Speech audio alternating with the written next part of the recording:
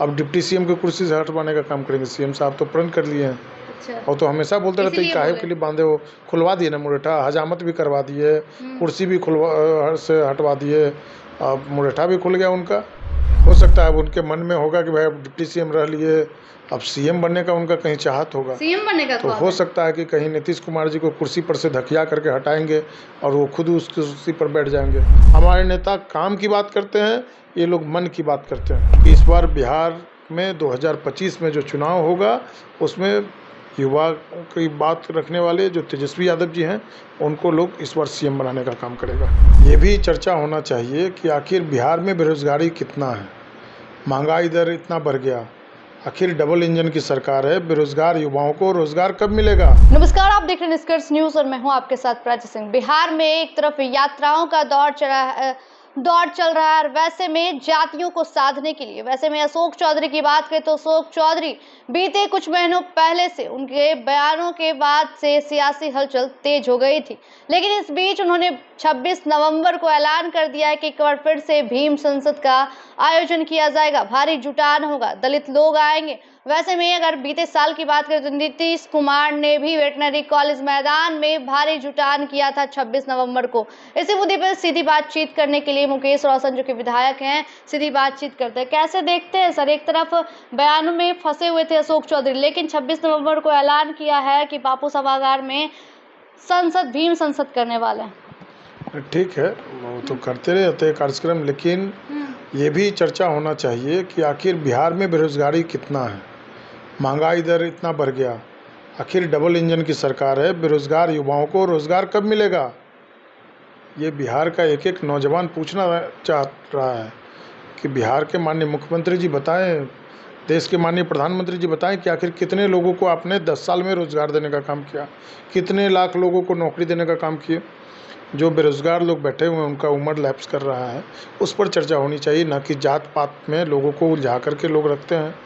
हिंदू मुस्लिम में कभी कभी मंदिर मस्जिद में लोग फंसा करके रखते हैं। ये सब वोट बैंक की राजनीति करते हैं। इन लोगों को ये बताना चाहिए कोई इफेक्ट नहीं पड़ने वाला है। इस बार पूरे तरीके से पूरे A to Z के लोगों ने मन बना लिया है कि इस बार बिहार में 2025 में जो चुनाव होगा उसमें युवा की बात रखने वाले जो तेजस्वी यादव जी हैं उनको लोग इस बार सीएम बनाने का काम करेगा।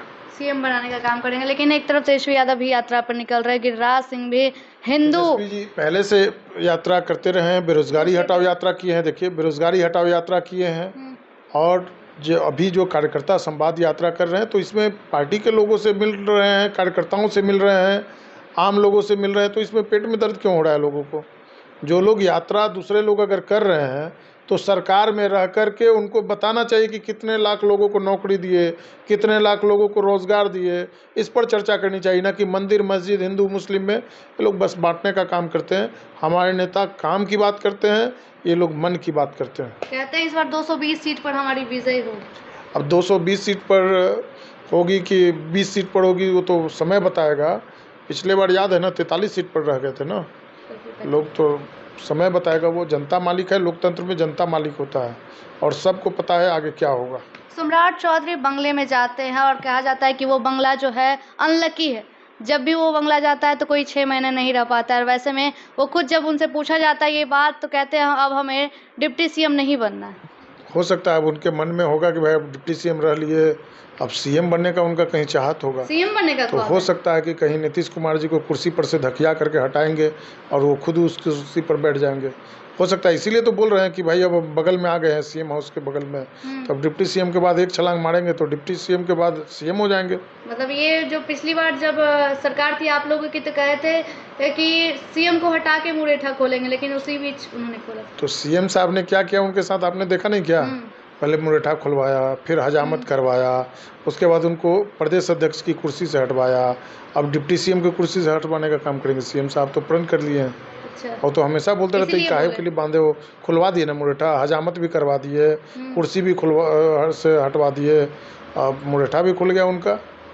चलिए बहुत बहुत शुक्रिया मुकेश रोशन जी, आपने साफ तौर पे सुना इस बार तेजस्वी की ही सरकार बनेगी या तेजस्वी यादव सीएम बनेंगे। यात्रा का दौर जो है वो कितना भी कर ले कुछ होने वाला नहीं है। बिहार युवाओं के लिए रोजगार मांगता है। महंगाई जिस तरीके से चरम सीमा पहुंच गई है, महंगाई ना हो, बिहार में सिर्फ रोजगार ही रोजगार हो, इसकी बौछार होगी। लेकिन देखना होगा कि आखिर 25 के चुनाव में क्या कुछ नतीजे सामने निकल कर आते हैं। मैं प्राची, पटना, धन्यवाद।